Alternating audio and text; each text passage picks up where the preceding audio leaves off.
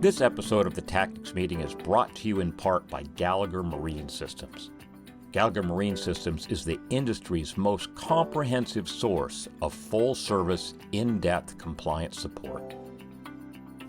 And by individual supporters like you, who give us $5 a month to help us pay the expenses of putting on this great show every single week. If you like the show, if you get something out of it, jump on over to our Patreon page, give us a small monthly contribution.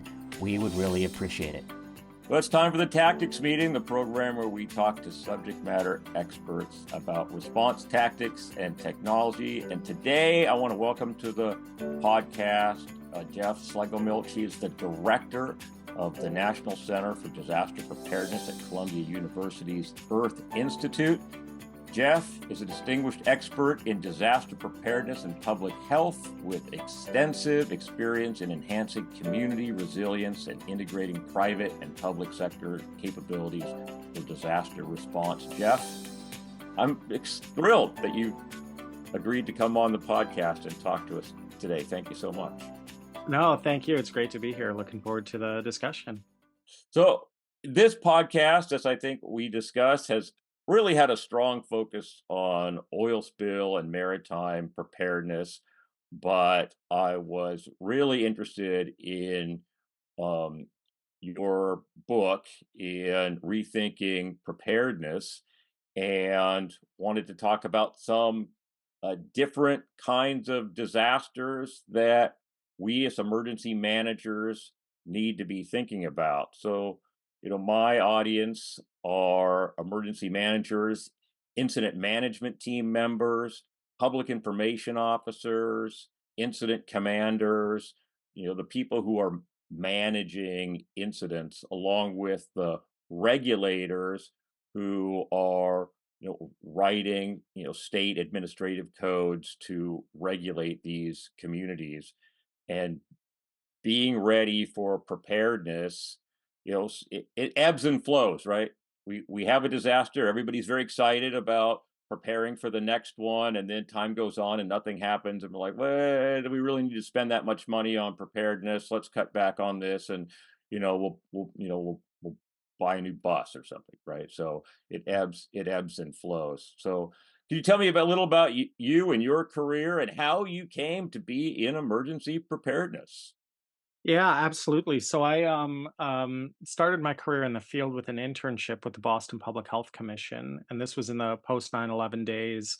I was actually an intern in 2004 during the Democratic National Convention, which was held in Boston and was really one of the first national special security events post 9/11. So it had the full workup, right, back in those days, and that led to a full-time job before I even graduated with my master's in health policy and management. There was just so much funding coming in and so much work to be done around bioterrorism preparedness, which really came out of the anthrax attacks, concerns over smallpox, things like that. And then shifted a bit with the emergence of highly pathogenic avian influenza in Asia with SARS-1 emerging on the scene, so also into pandemic preparedness along the ways. And so through that, I really got a lot of great experience in local health and then moved to more of a quasi-consulting environment at the Yale New Haven Health System at their Center for Emergency Preparedness and Disaster Response, and somehow stumbled my way into into academia, where I work with an amazing team of folks who include some researchers. A lot of the work that I do is more at that translation point of how do we take the research that we have and kind of translate that into recommendations, best practices, solutions for the practice community and the policy community. And then the book you mentioned, the full title, Rethinking Readiness, A Brief Guide to 21st Century Megadisasters, really came with a conversation with the former director and a mentor of mine of the center that I now run, Dr. Erwin Redlener, and really sort of thinking through what are the categories of disasters where human activity, where our development is impacting both the threat and the vulnerability. And so we look at things like the spread of infectious disease, right? That can come from bioterrorism, it can come from pandemics, it's amplified. The threat is amplified by our behaviors, but so is the underlying vulnerability. Some of it, which the funding conversations that you had just mentioned. We look at climate change, we look at infrastructure, we look at cyber threats, and we look at nuclear conflict. And obviously, there's many more disasters than that, but those are the ones we chose to focus on because it's where, in our activity as civil society, as human beings, we are sharpening the blade on both sides, if you will. But then we also have the most control in terms of reducing that risk, both on the side of the threat and on the side of the underlying vulnerability. On the nuclear conflict side, it does seem that we're hearing much more saber rattling than we've heard in, well, really many decades, right? It seems like the threat is heightened compared to even 5 years ago. North Korea has been launching test ICBMs that have the potential to reach North America. The Russians are talking about uh, tactical nuclear weapons on the battlefield.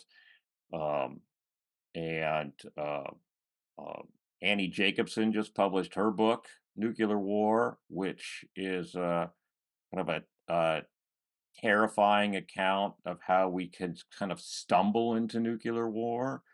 So, w- where do you find that I mean, obviously, you picked it as one of the mega disasters to discuss. Where does that fall into your threat analysis?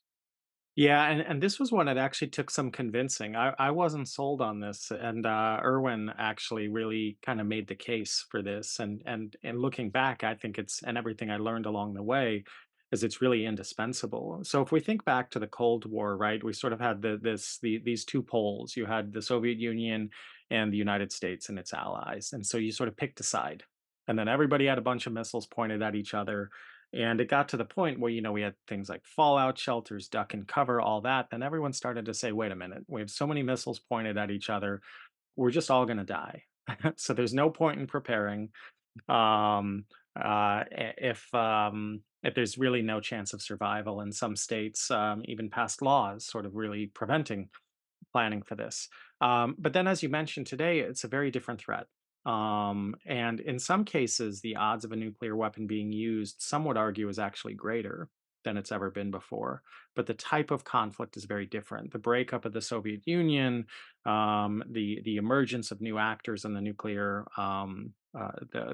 club, has created this environment where the middle has sort of where we have the likelihood of the use of a few nuclear weapons. We have the prospect of nuclear terrorism, a suitcase nuke, very few kilotons. And don't get me wrong, that threat of total global annihilation is still there. And as we see it in some of the posturing with the US and Russia in particular in the backdrop of the Ukraine war. Um, but what this means is that there are scenarios of the use of nuclear weapons that are much more survivable if we take the right actions. And so it really requires us to sort of revisit this because the threat landscape, the vulnerability landscape is very different.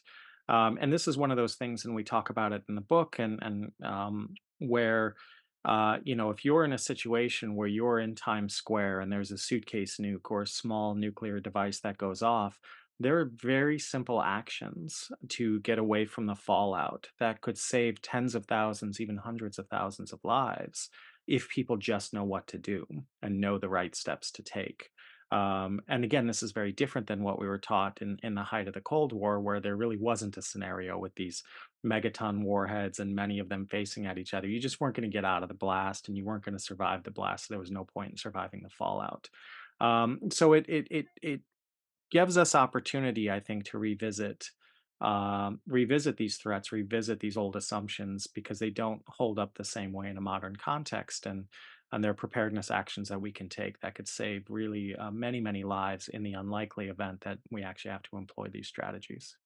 Is there anyone at the government level, FEMA, anywhere that is talking about that kind of a threat and providing some kind of guidance to the public if that were to happen? Or are they would they be more afraid that beginning the discussion would raise a level of panic that they just don't want to deal with. What are your thoughts there?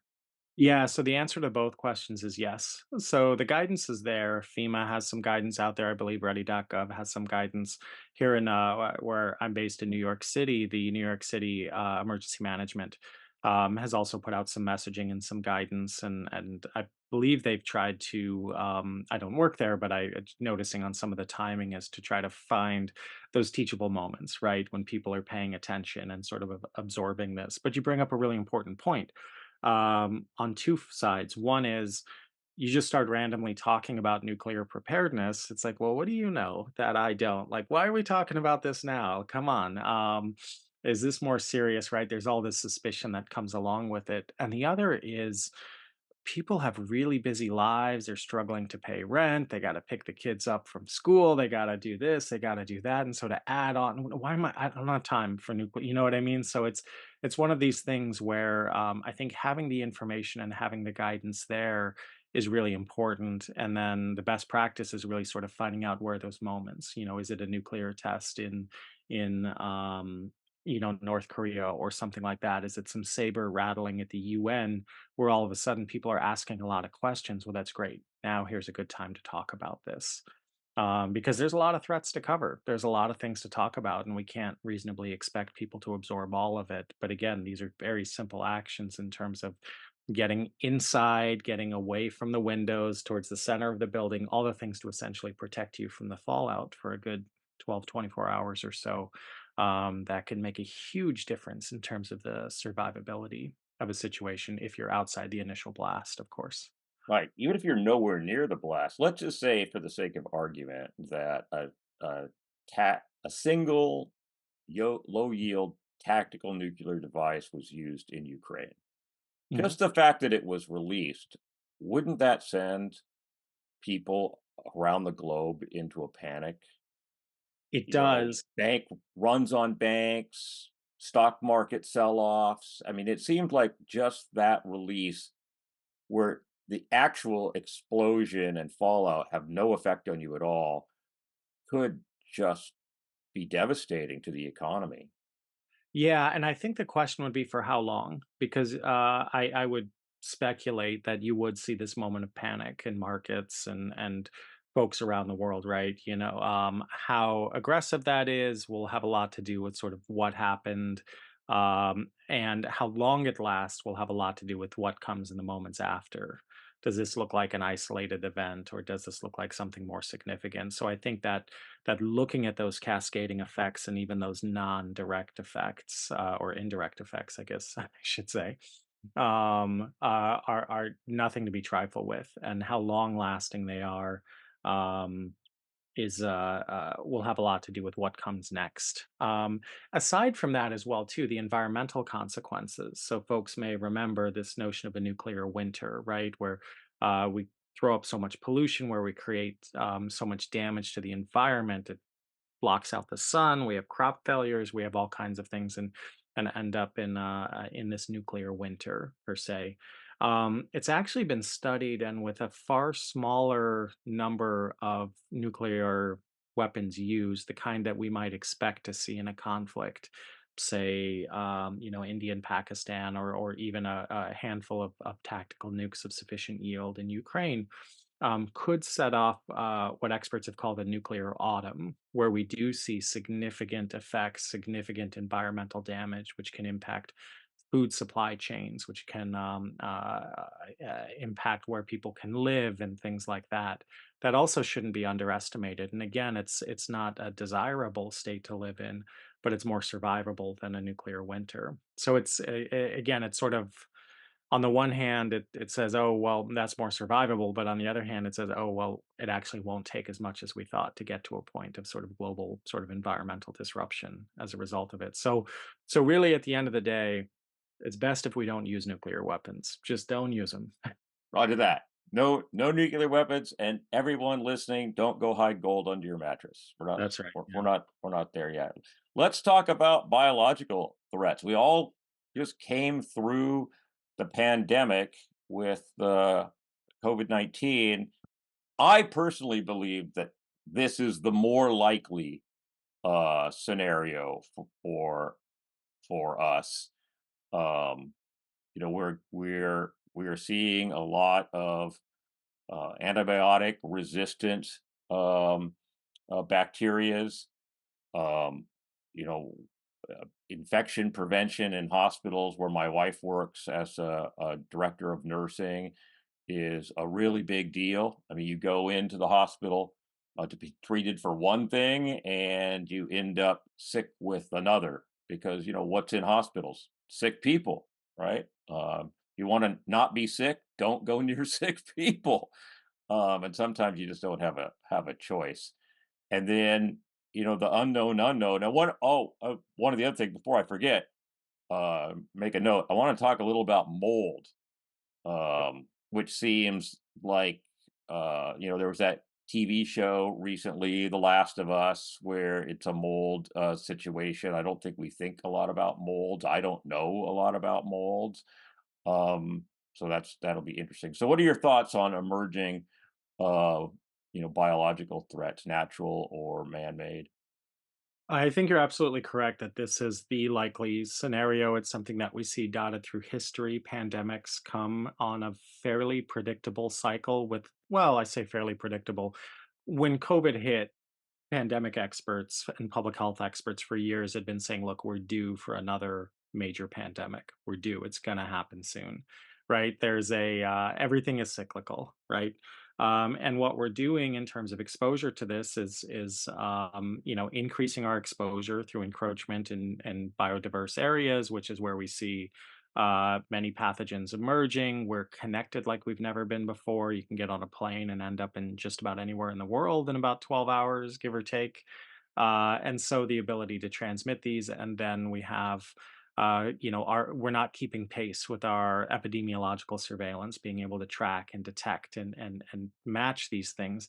And it's not because we don't have enough data or enough warning. This has to translate into governance systems, into all sorts of things that sort of run contrary to the speed at which we demand to live, um, and the resource requirements for doing that. You bring up another interesting area, and we talk a bit about in the book antibacterial resistant, antimicrobial resistance, where we're actually pressuring these microbes into resistance, right? By incomplete use or overuse of antibiotics, antivirals, things like that. And it's one of these things where, I remember in the 90s there was a belief among some that that infectious disease was going to go away, that we had basically won the war against infectious disease, and then we start to see this emergence of antibiotic resistant strains. And you bring up as well too, we have different, it's not just bacteria, it's viruses, it's funguses, it's amoebas. There are different things out there, different bugs, and nature does what it does, is it adapts and it survives. And we also talk about bioterrorism in the book. And I know within COVID, there are debates over the natural emergence versus the lab leak theory.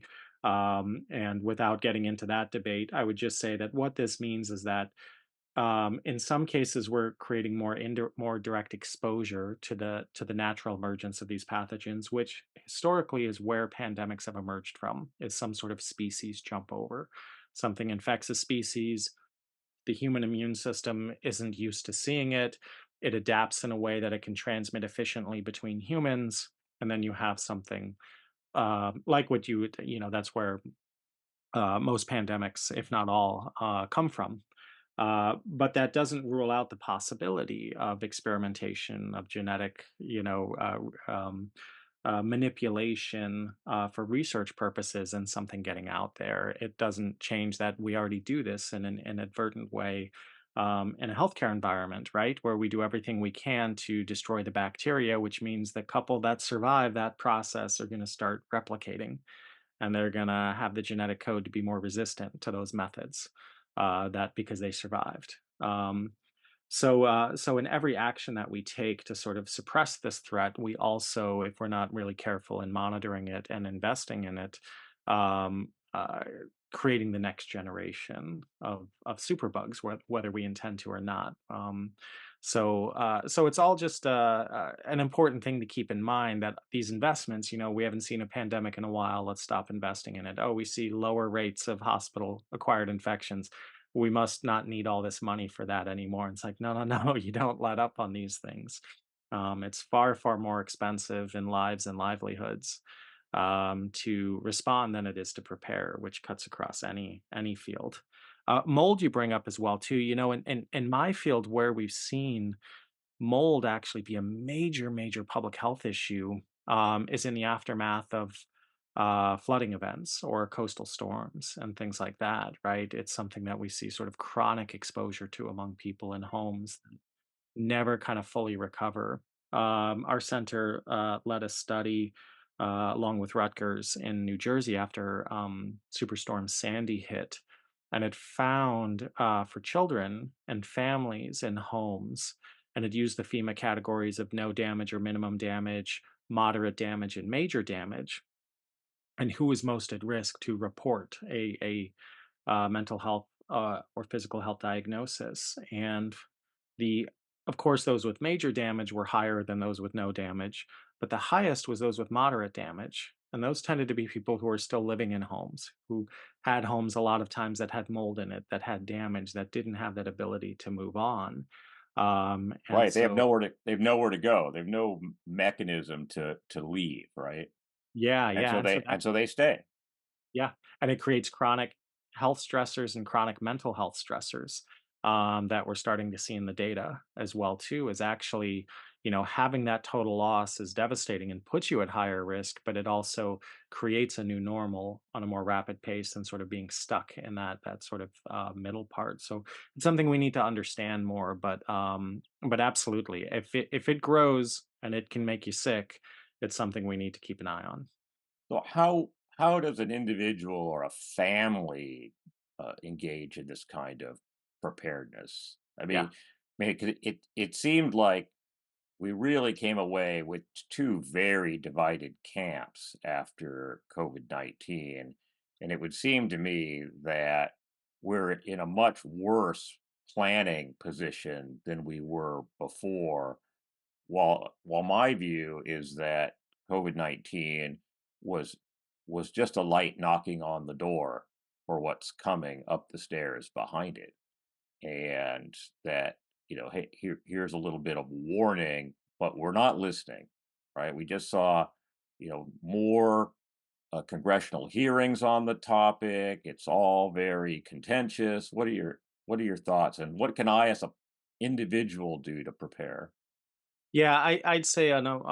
I'll start broad and then get into the individual. So more broadly, I think we do see pandemics are always politicized, and I think that's something that was left out of the planning. And people either sort of want to ignore that and say we're going to focus on the science. Well, political science is a branch of science, um, but also, or it's just too touchy to talk about, especially if you receive federal funding or nonpartisan funding. And I'd say there's a difference between being political versus being partisan. And the fact of the matter is that we've seen signs of anti-masking leagues and photos in 1918. We've seen the politicization of pandemics sort of throughout our history. And so the fact that it was politicized and the fact that it came as such a shock to so many people, I think is a real failure of our preparedness to really open the aperture to look at things that we're uncomfortable looking at. There was an article in Nature in April of 2020 looking at how behavioral science could inform the pandemic response. And an amazing article basically just looked at what the field of behavioral science sort of teaches us from individual levels, community levels, things like that, and how it can help inform our response. And one area that really sort of sticks out to me is where it talks about sort of communities with collective identity versus individual identity.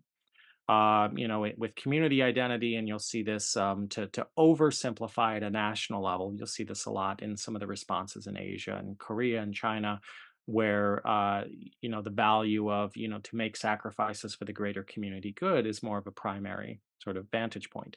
Now, there's variations. I don't mean to say, but that's you see a higher proportion of that.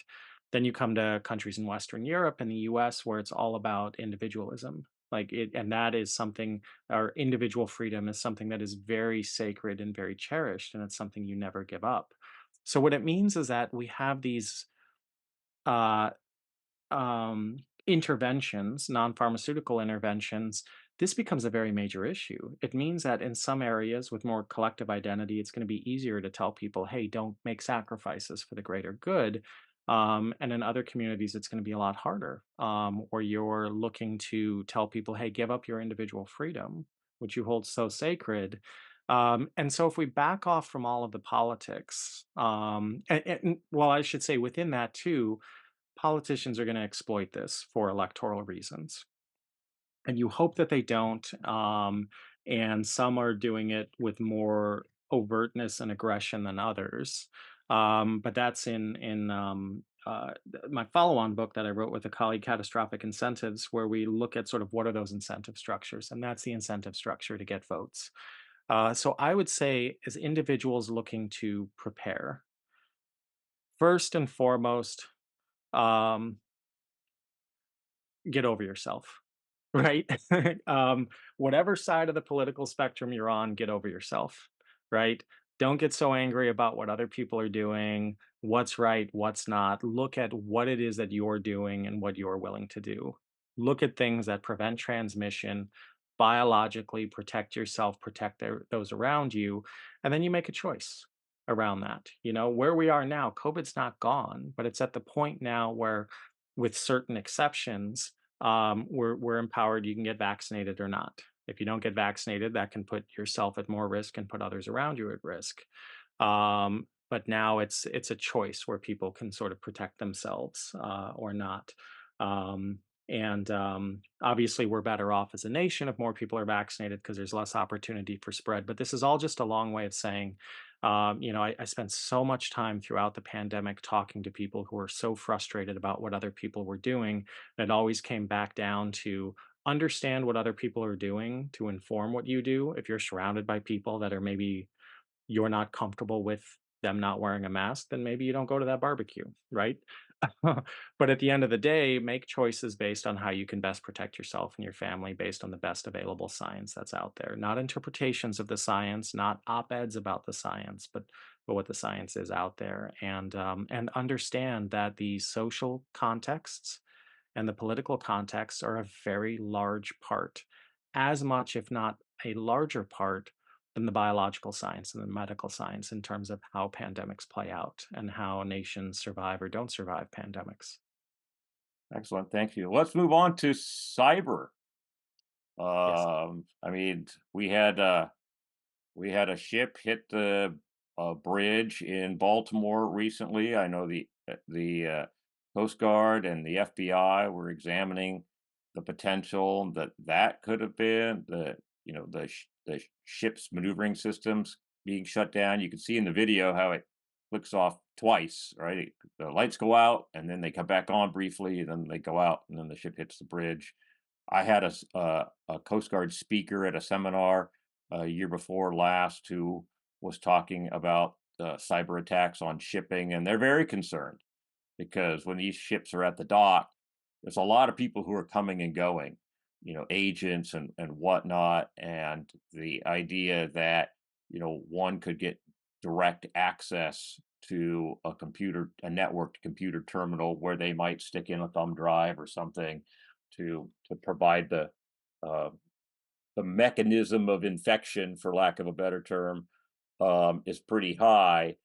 I don't think that's on people's radar. I read Dan Rather's book on the fragility of our national electric grid and the potential for uh, cyber attacks taking that network down. Uh, so, what are your thoughts in regard to the level of threat that cyber poses to us today? Yeah, I mean, I think it's exactly as you described, right? The more we become reliant on this interconnectivity, it brings all sorts of wonderful advancements, right? You get curated recommendations when you do your online shopping. You get to seamlessly sort of order things on the fly. We can get a lot more work done. I can be on a Zoom meeting and do other work at the same time, but look like I'm paying attention. So, Right. Gotta I, love that. yeah, if anyone I work with is listening to this podcast, I obviously don't do that when you and I are talking about the no, but I think that, so all of these things, and I think it's a general theme throughout the book, right? These things create tremendous advantages and higher quality of life, but then they also create new vulnerabilities. Uh, um, I think it's Willis Ware, who's one of the original kind of founders of um, what led to the internet, who was with the Rand Corporation in the 60s, I believe, and we have a couple of quotes from him in the book. And I love reading those. One, because in finding them, they're photocopies of typewritten documents, and some of them are redacted with black marker, very old school, right? It's not a word processor, it's typewriter. But I'm just a fan of things vintage like that. But more importantly, some of the warnings that he gives about the use of data, you would think it came out yesterday. Um, and I read through one of the papers, and about maybe 80% of it just holds 100% true in terms of the predictions about, he talks about how, the computers and the not so distant future will have incredible processing power and something the size of, I forget the example that he gave. I don't know if it was a pack of cigarettes or something like that, but basically the size of your phone, right? So what this does is it just gives us incredible access to data, but also incredible access to do bad things with that data. So of course we have, the very high profile types of situations of an attack, right? We're going to destroy your system, we're going to pull a lot of data and compromise a lot of individuals with that. But there's also much more nefarious sort of strategic sort of plays that can be done. Like if we start collecting, a colleague of mine, Jeb Weissman, who we interviewed for the book as well too, will sometimes talk about how, let's say I'm going to start collecting biological data, genetic data on people, and then 18 years from now, that's now the enlistment age for the military. That's a huge strategic advantage to sort of understand those dynamics, those types of things that where you can target other types of things based on the genetic information of somebody. We already see sort of unintentional optimization of behavioral science with cyber information, with some of the algorithms on social media. It turns out we tend to pay attention more and click more if it gradually nudges us towards more and more extremist type of videos in whichever direction you sort of lean. Um, that was the whole thing with the kind of the testimony of the Facebook algorithms and things like that. And everyone said, "Oh, well, they're using that to make money." And I thought it was more disturbing what it told us about ourselves, right? Right. What we learned about our own psychology.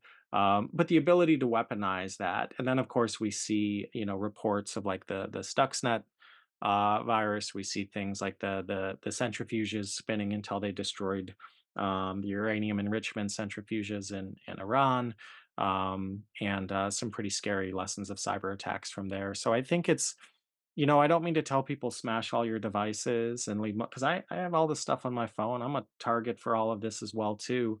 But just I think it requires us to fully take advantage of any new infrastructure and any new resource. We also have to have a higher aptitude for how to secure it, how to be careful with it. When credit cards came out, we have to learn about, identity theft and credit card and fraud and things like that. And I think very similarly, um, these cyber threats are going to require that individually and organizationally.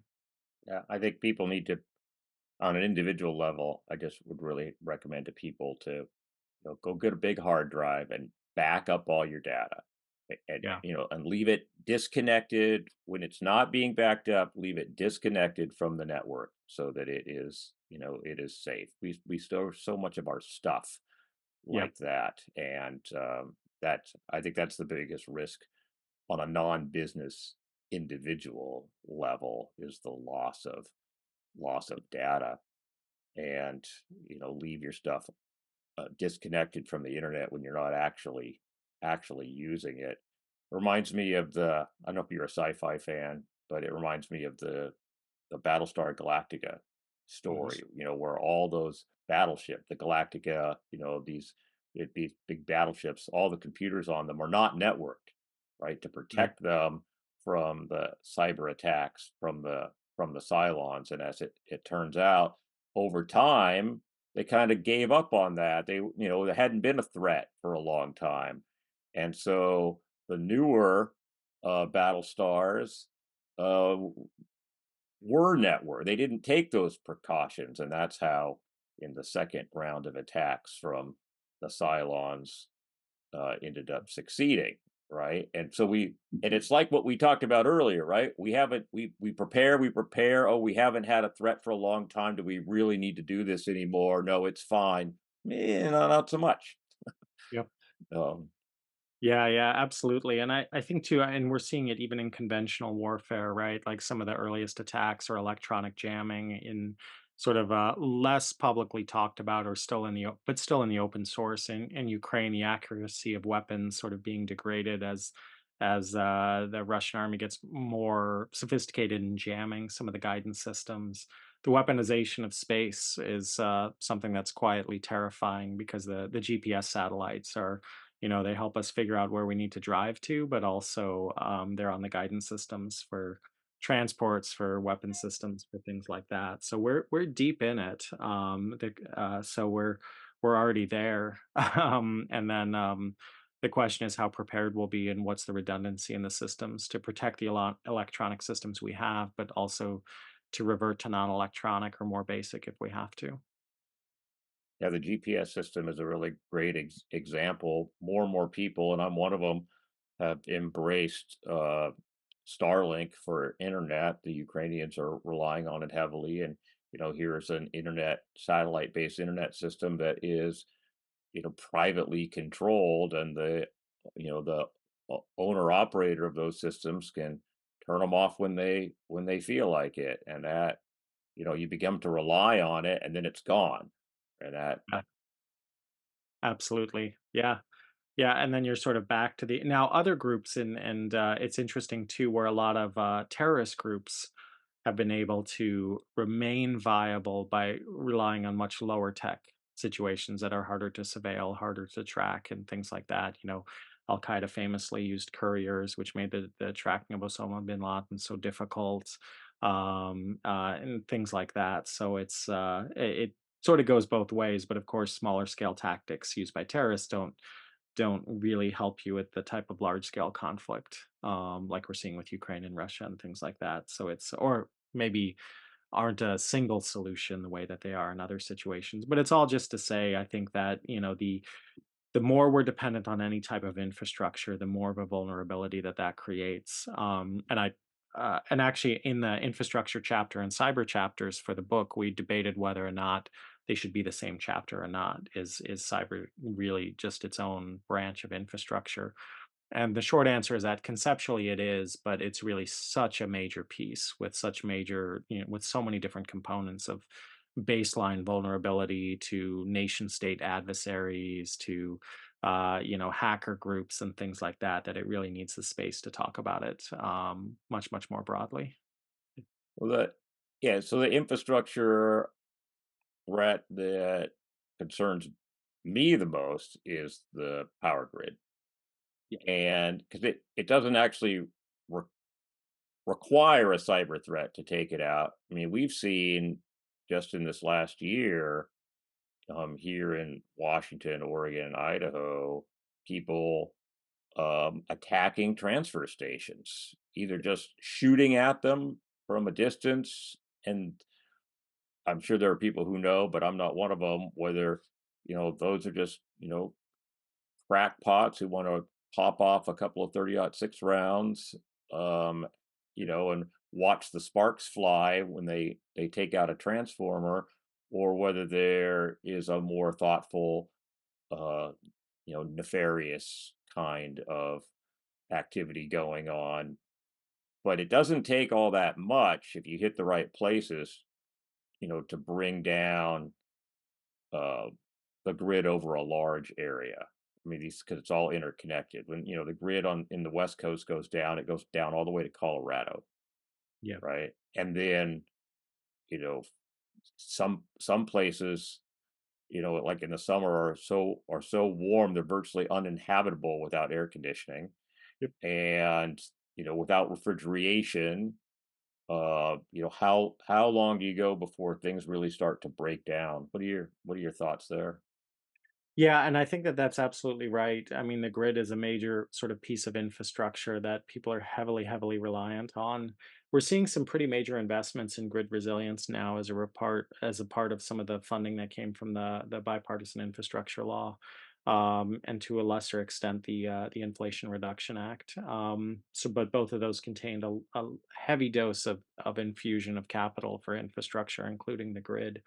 And so there's a big push for smart grids, and those have shown a lot of success in being able to reroute power and really sort of isolate areas where there's outages to kind of the minimum necessary. And then there's a big push for microgrids, right? Ones where you can sort of island, where you can keep the lights on for critical infrastructure and critical kind of resilience hubs and things like that.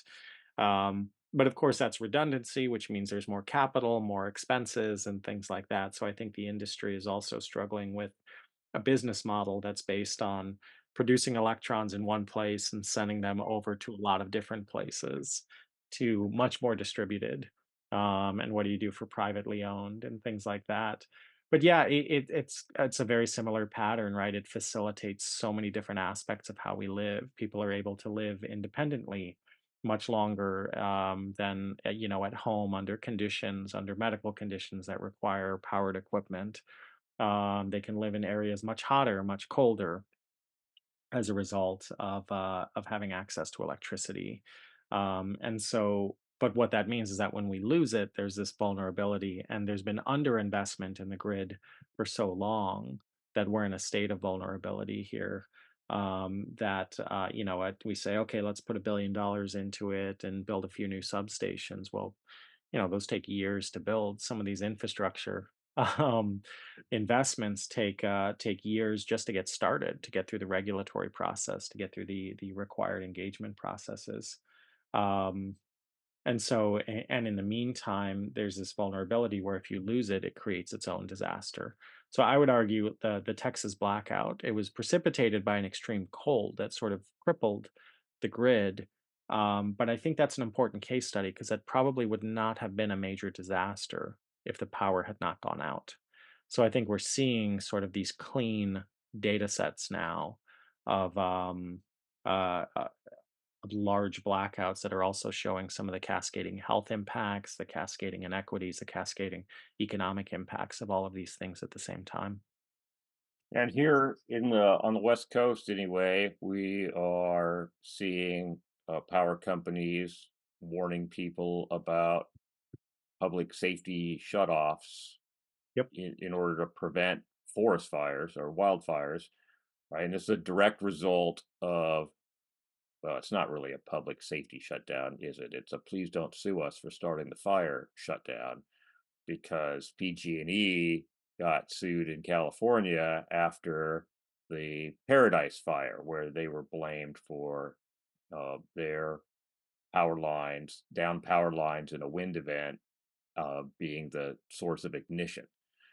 Um, but I was at the county local emergency planning committee meeting here in Yakima County a couple of weeks ago, and one of the speakers was talking about their plans for public safety shutdown of the grid if the winds reach a certain speed and the temperature is at a certain level and the humidity is at a certain level. If it meets criteria for a fire risk, we'll be shutting down the grid. And or if an existing fire comes within 2 miles of our infrastructure, we're going to shut down the grid. And they have the ability to shut it down locally so that it impacts as few people as possible. But if they decide to shut it down from the control center in Portland, that just shuts down.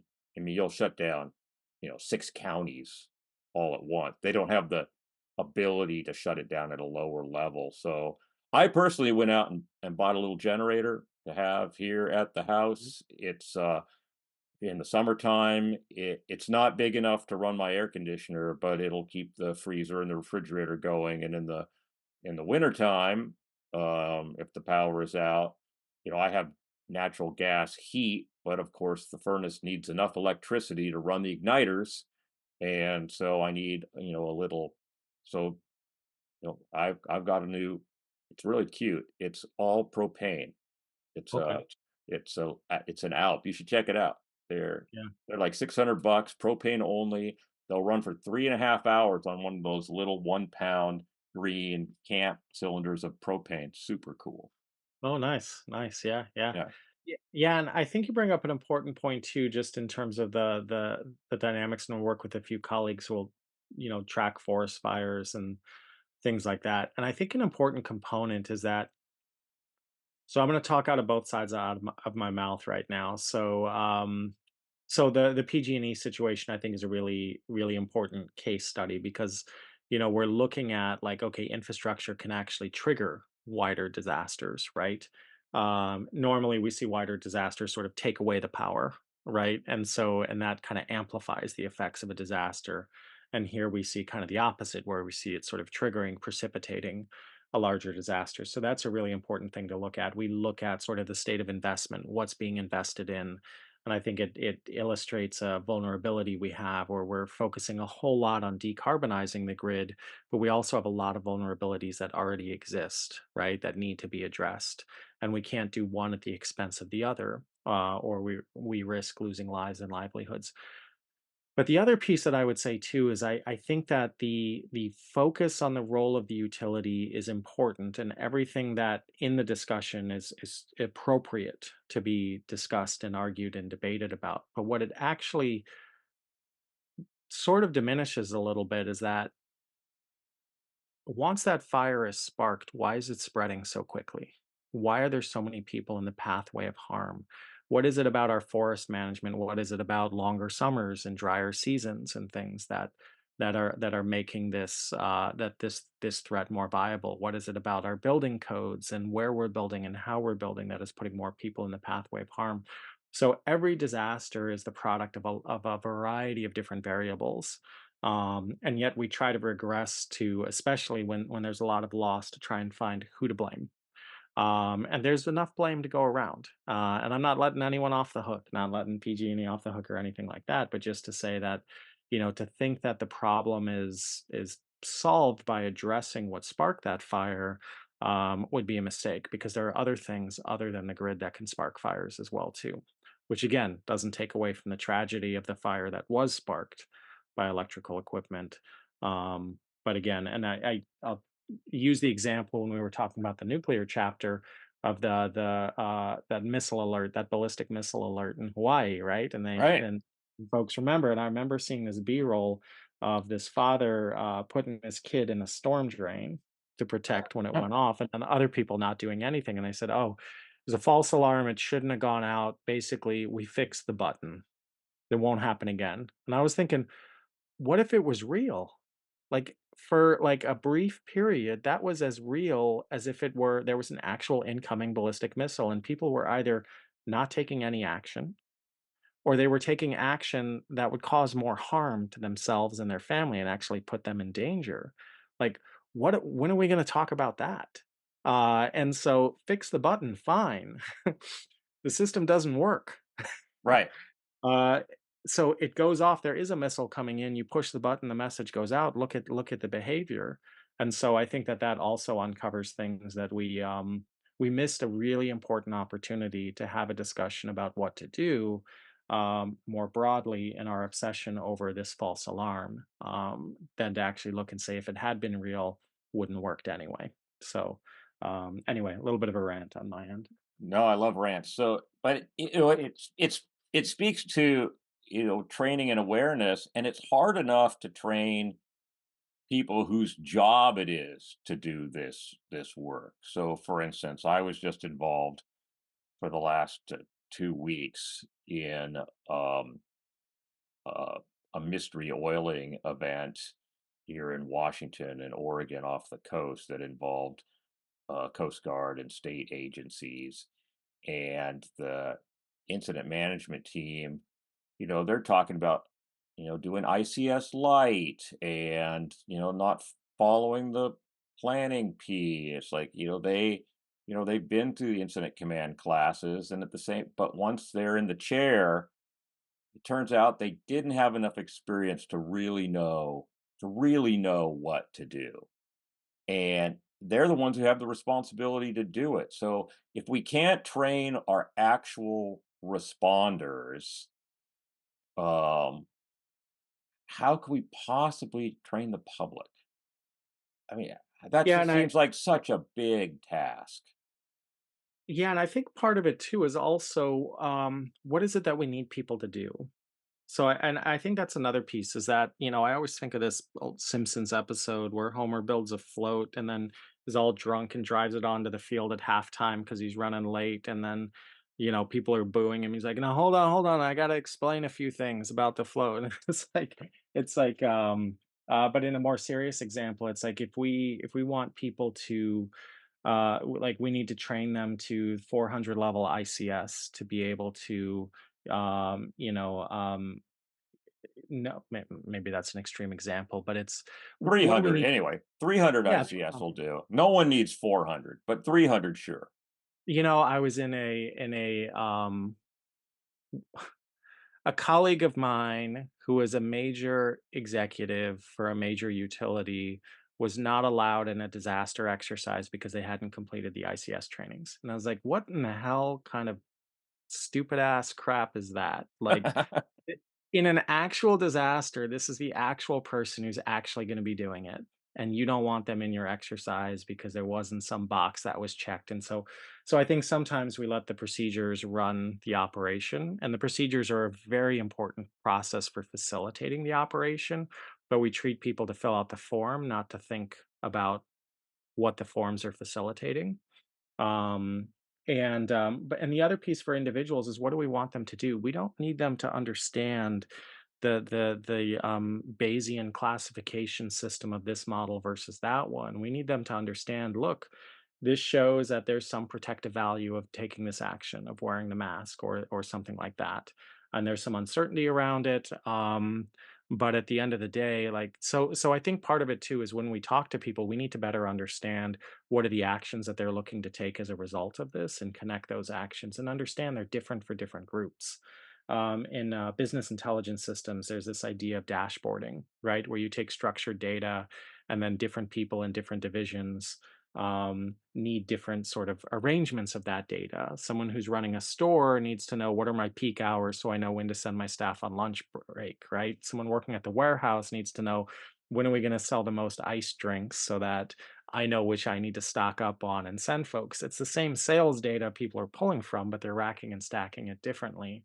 So not everybody needs to know everything, but we need to better optimize information around the decisions that people are actually empowered to make and empowered to take. Um, and what it is we need them to do with that information. So I think, and I don't mean to just sort of spit all over the ICS or the forms because I think those systems are really great and have demonstrably improved the way we organize for disasters. But doctrine is in support of a mission. It's not the mission in and of itself. And I think when we lose sight of that, when we put the doctrine ahead of the mission, we start to lose people, we start to lose collaboration, and we start to forget what is the outcome that we're actually looking to achieve. No, I completely agree, and it's interesting because I work a lot in oil spill, as you know, and our objectives for these kinds of incidents are pretty standard across the board. Ensure the safety of personnel and the responders and the public, and control the source of the spill. But when I talk to my wife in hospital emergency management, I mean, their first objective is very similar to mine: ensure the safety of staff and patients. But their second objective, at least her second objective, is keep the hospital open for care. Keep the hospital open for, think about that. Keep the hospital open for care. We're not closing our doors. And, she's worked in situations where, in the winter, they get some extreme snow events, and so the roads are unpassable. So the staff that was going to come in can't get in, and the staff that's there can't leave. So what do we have to keep the hospital open for care. So what does that mean? Well, we need to house the staff that's still there, right? We need to, turn one of the unused floors into a hotel. We need to feed them. We need to prepare for the potential for a power outage. We need to test our generators. You saw in um, Memorial Hospital in Louisiana after Katrina, where their generator was on the second floor, right? They had thought of that for flooding, but the control switches were in the parking garage. And as soon as the flooding reached the parking garage, even though the water never got anywhere near the generator, they lost the generator. Right? So that, was poorly prepared for. Um, how do you keep the hospital open for care? And you have a lot of medical stuff, preparedness stuff in the book.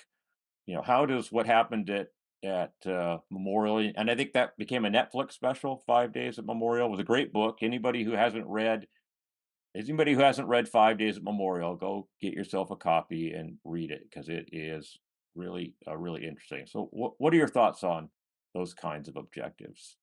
So I would say too that it's important to note that the practice of emergency management is largely born out of the notion of consequence management. And particularly pre 9/11, it was largely embedded in the civilian sector in responder agencies, right? And in the government sector with a lot of continuity of government and things like that.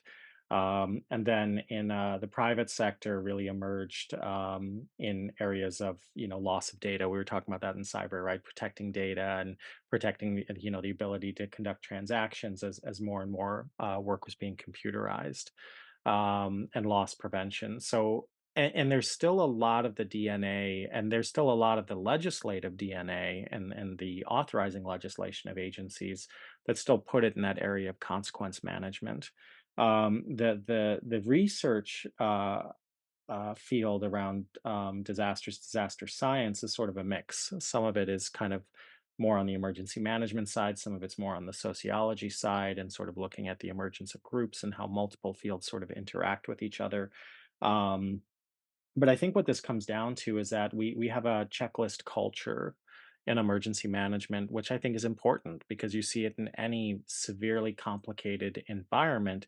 You need to ground yourself in actions, right? You need to be able to put your head down and um, um, be able to take actions that sort of take you along the way. On the flip side, though, if we ground ourselves too much in sort of a checklist and a response environment, we lose sort of the broader sort of chaos of what's going on. And I mean chaos and as the science, not the state of being. But is that there's probabilities, there's influences that are going on, and more importantly, to put it sum it up in a word, uncertainty. You have a lot of uncertainty. There's a great book I always recommend after you read mine that has has nothing to do with emergency management that I think is an essential read for emergency managers, and it's called The Strategy Paradox. Um, and the Strategy Paradox by Michael Rayner was written for a business environment. And the strategy paradox is that oftentimes you have to make decisions before you have enough information to make those commitments. And it gives a lot of business case environments where companies sort of bet on this VHS versus Betamax and things like that, how they were equally safe bets at the time. What you didn't know was what types of things consumers wanted from the technology. And then he lays out strategies for framing uncertainty and for creating options rather than making commitments. And these are some really valuable tools that we've done some work to sort of integrate into emergency management. There are some tools we've also borrowed from the military, a synchronization matrix, for example, where you have to make a decision at a certain point, regardless of the information you have. So hospital evacuation, I believe it's 24 hours, it's 24 or 12 hours before tropical storm force winds. Basically, if you don't make the decision by then, you don't have time to evacuate. So you have to make the decision. And so you have the threat information that informs the decision, the wind speeds, things like that, the hurricane track or whatever. Then you have your critical information. Has a state of emergency been declared? And some of the political stuff. Has the neighboring hospital decided to evacuate? Things like that. And then what are the actions you take based on that? So that's an example of a tool that's designed to not make the decision for you, but to help lay the information on the table so that the humans in the room can make as informed of a decision as possible based on the relevant information. And so I think that, some of the key areas we have to look at is we have to look at how the checklists serve us well and also where they don't serve us well, where we have to sort of pull together information from different sources, how we can simultaneously open up what we're looking at, but also filter out a lot of the noise that's coming in and really focus it on. The thing that I like about the synchronization matrix too is it's very focused on what are the actions you can take. Um, I'll give another example. I led a study years ago with Department of Defense funding when I was at the Yale New Haven Health System and their Center for Emergency Preparedness and Disaster Response. And we were asking all these different agencies what they needed from epidemiological models. And they gave us all like the phone book, anything that has to do with this, anything that has to do with this, right? And like I was like, You're just asking for just do a Google search. Like you're gonna get an abundance of information." And so I finally stopped asking. And we looked up the authorizing legislation for the agencies and for the programs. And we stopped asking people what they needed and we started looking up what they were legally empowered to do. And we said, okay, these are the actions you can take. So this is the information that's relevant for taking those actions. And so I think reframing around that too, it's not about understanding the whole problem. It's about understanding what is the information you need to navigate the chaos around you to provide the optimal achievement of your mission and understand that that may change as more information is available. So I don't know if any of that made sense, but really uncertainty and being able to manage within uncertainty is an area of development in the practice of emergency management that I think deserves more. There are people who are very good at it. It's part of the culture to a certain extent, but I think deserves more empirical evidence and more research to help support what emergency managers are trying to do every day. Yeah, I'm a big fan of checklists while we're plugging books. A good reference is the Checklist Manifesto. I forget who wrote that, but Atul Gawande, he's a physician. Yeah. yeah, he's a physician. I love the chapter. I love it when he's talking about trying to get physicians to agree, surgeons particularly. Yes, I recall from the book to use checklists and to empower the rest of the surgical team to be able to go through those checklists. And I love the story about the first checklist that Boeing created when Yep. they were trying to sell the Army the B-17, right? And this was the biggest plane they'd ever built. Four engines, or it's mechanically operated. Um, and on takeoff, when they were doing the demo flight, they put it into a starboard bank and into the ground it went. Yep. They're like, "Oh, the thing's unflyable." It's like, well, it's not unflyable. It's just that there are some additional complexity in this aircraft that pilots have never seen before. And they created a checklist. It was only like 4 items long, it's pre-departure checklist that made sure that the flaps and the ailerons are all in the right place. And it went on to do to be one of the most iconic aircraft ever created. Um, but it needed a checklist. And even today, uh, airlines have probably embraced checklists more than anyone. And I love the listening to the tower control tapes for the Scully water landing, right? Where, there's a bird strike and immediately they start following the checklist, right? It was the co-pilot was pilot flying and Scully immediately says, "My aircraft." And the co-pilot immediately goes to the checklist and starts running, engine restart, the engine restart checklist. And you can hear him talking about that Do you think they have enough experience to start those engines without a checklist? Sure, but it's the culture, right? We don't miss any steps along the way. Yeah, and I think the checklist manifesto, I also appreciate how it frames the checklist, right? Because you get pushback with folks saying, "Well, I already know this. I'm not stupid." And basically it frames the checklist as, we know you're not. What we're doing is we're freeing up your brain to focus on all of the things we can't do a checklist for. So you don't need to waste any brain power or any energy trying to remember these things. Follow the checklist. And I think this nestles it very well in uncertainty and complex and chaotic environments, is take those predictable elements, put them, do the planning P, do the objectives and things like that. But then what are the objectives? How do we work with this other agency? How do we do these things? So really sort of, and that's where I think ICS, and again, I don't mean to be overly critical. They're essential components because they do allow for that. And so being checklist oriented is important because it frees up our brains to focus on those other complexities that need more attention without us having to worry, oh, I forgot to do that, or oh, I forgot to do that. And anyone who thinks they don't need a checklist that they'll just remember, think about the next time you're driving back from the store and walking in and unpacking the groceries and realize you have to go back. Oh yeah, no, exactly right, right. Or you're texting your wife going, "What was it you wanted?" Yeah, yeah. Or even if it's on the list and you're halfway out the store and you're like, God damn it. Yeah, even if it's on the list, it's like, "Ah, there's like 5 different brands of this. What? Here, FaceTime. Which one of these do you want?" The problem is I don't check off the things as I go through the checklist, so I just sort of do it, and so I can't, yeah. So believe me, I need the job aids more than anyone. I'm not open, so I'm a big proponent. So, Jeff, do you have any final thoughts before we wrap this episode up? The only thing I would say is that, it's I know a lot of the listeners here are coming from the emergency management field, and it's just incredible work that people are doing every day. We are in a constantly shifting, very dynamic environment. We are in a field that is very, very young. And when we think in terms of science, we're younger than psychology, right? And that was the baby of the family before, before we came rolling along.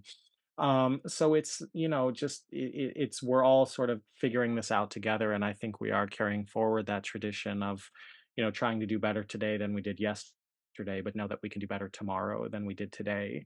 And the only other thing I would give is just, I mentioned my other book with my colleague, Dr. Ellen Carlin, Catastrophic Incentives: Why Our Approaches to Disasters Keep Falling Short.